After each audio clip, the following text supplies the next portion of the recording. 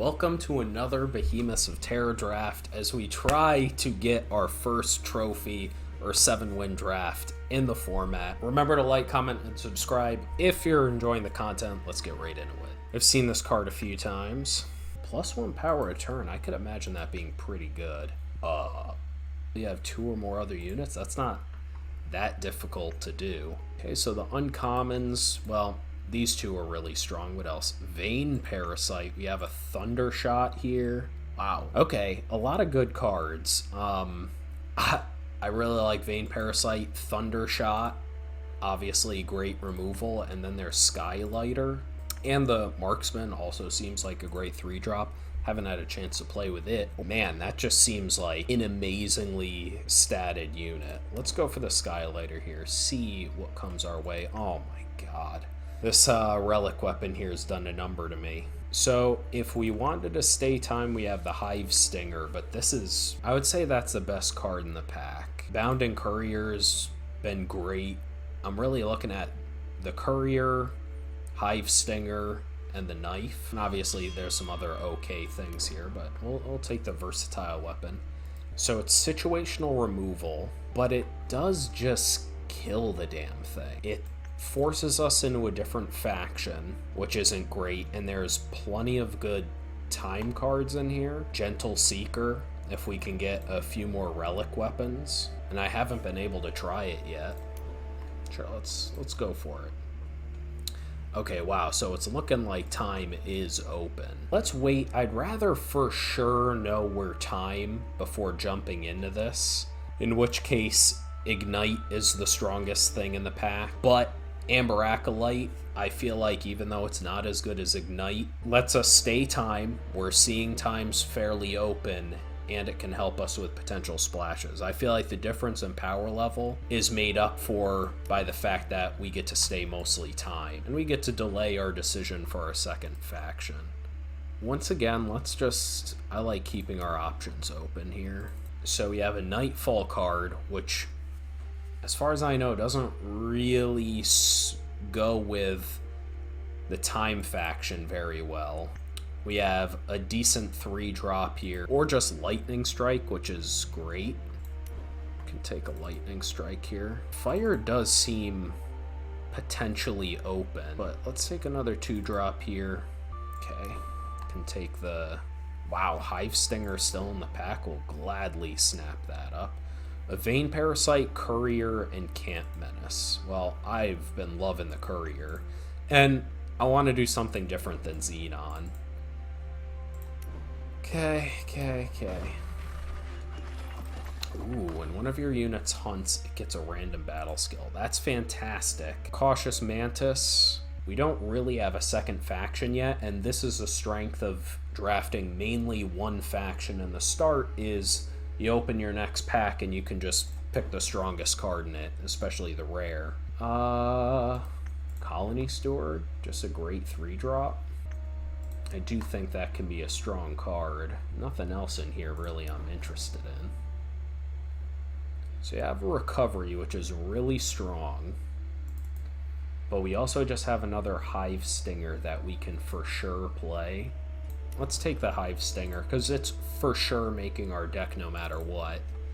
Warren Delivery, I mean, it's looking like we're more than likely going to be Combray. We'll take the Delivery. Ooh, damn, we get past an Emerald Beetle here. That's fantastic.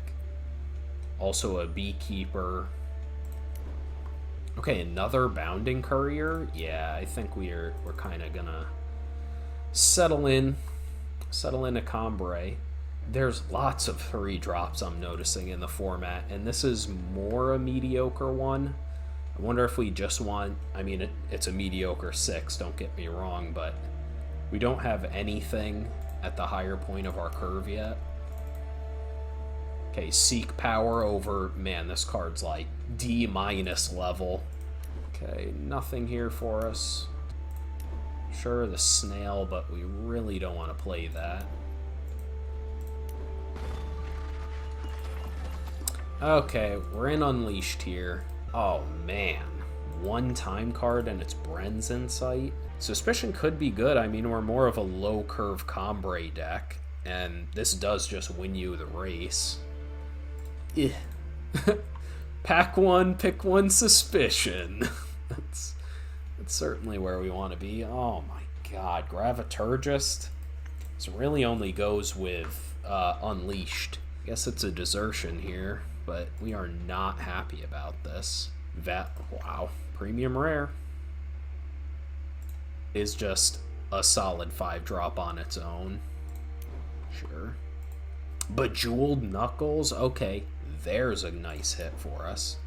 Some really good removal. We need a little more interaction, so I'm leaning towards the Stone Skin. We also have solid 2-drops already.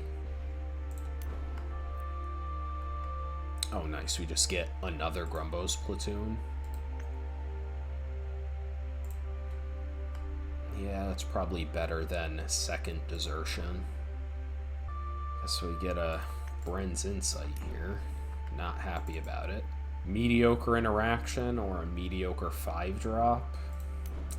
Guess we'll take the 5. So a mini overrun effect or mediocre 3-drop. Guess we could take that. Okay, take mediocre relic. Oh, wow. Oh boy. Kill all units, man. Super awkward considering we're drafting like a unit heavy aggro deck. I wonder if that's still just strong enough as a board wipe to catch you up in games you can't win. Or just another Hive Stinger. Okay, let's take the Hive Stinger. Ooh, Myrmidon here. There's an entrapment here, but Myrmidon's great. Great 3-drop.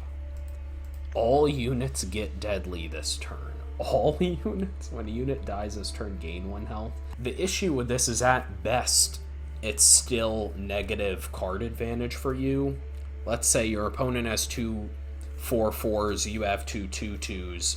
They attack with both. You use this, trade off your 2 for their 2, and then you lost 3 cards, your 2 units plus this. I guess you gain some life. Yeah, I guess we could just take this guy, particularly. Ooh, another Bounding Courier? Yeah.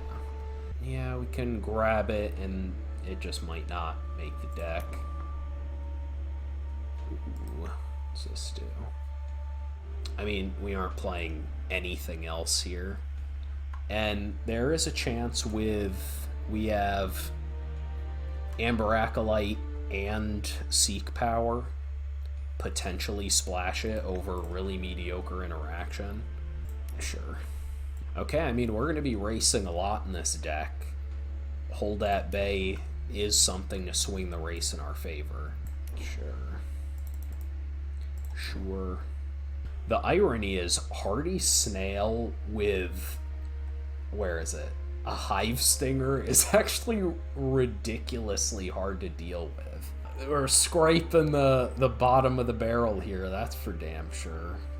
We don't have much flying to deal with opponents flying. I mean, it's not like we're gonna miss that anyways. Sure.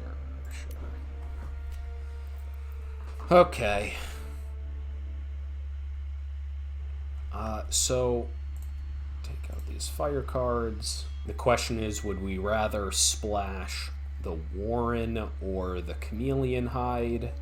And I think the fact we have Knuckles and Hive Stinger means we would rather have this guy. I'll take out that.